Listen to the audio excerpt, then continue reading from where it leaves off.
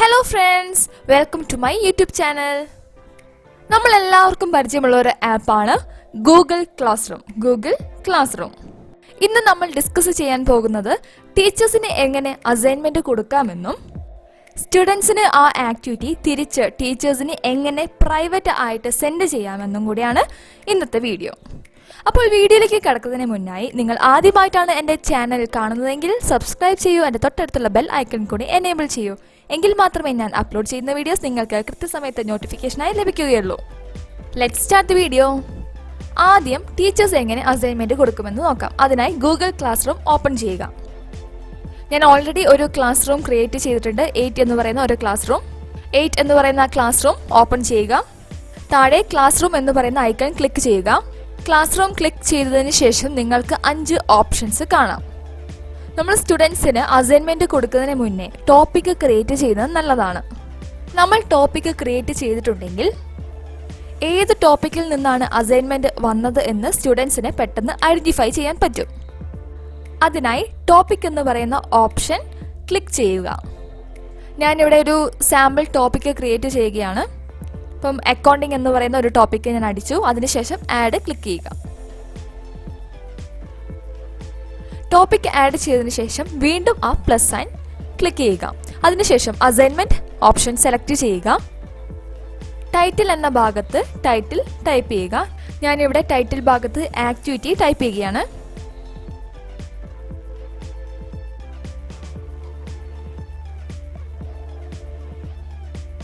Description എന്ന ഭാഗത്ത് ഏത് ആക്ടിവിറ്റി ആണോ കൊടുക്കുന്നത് അതിന്റെ ക്വസ്റ്റ്യൻ അവിടെ ടൈപ്പ് ചെയ്യാം. ഞാനിവിടെ write the features of accounting എന്ന് ടൈപ്പ് ചെയ്യാണ്.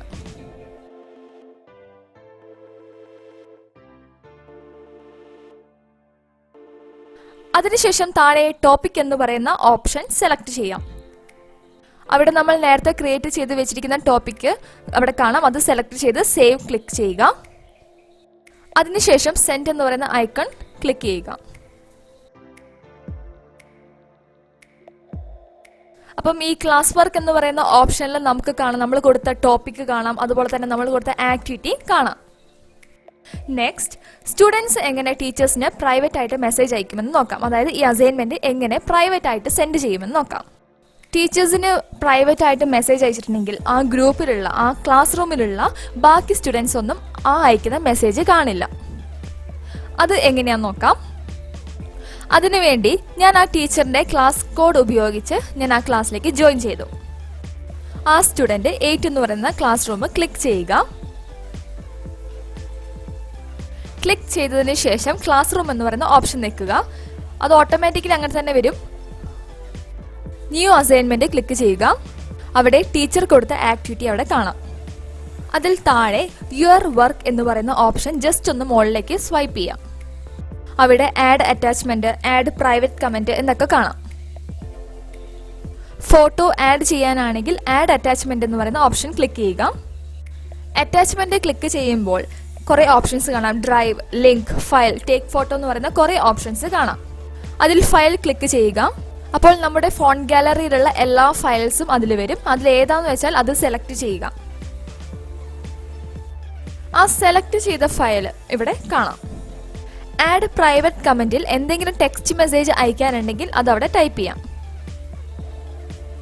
അതിനുശേഷം സെൻഡ് ബട്ടൺ ക്ലിക്ക് ചെയ്യുക. ഈ ഒരു രീതിയിൽ സ്റ്റുഡൻസിന് പ്രൈവറ്റ് ആയിട്ട് മെസ്സേജ് സെൻഡ് ചെയ്യാൻ പറ്റും.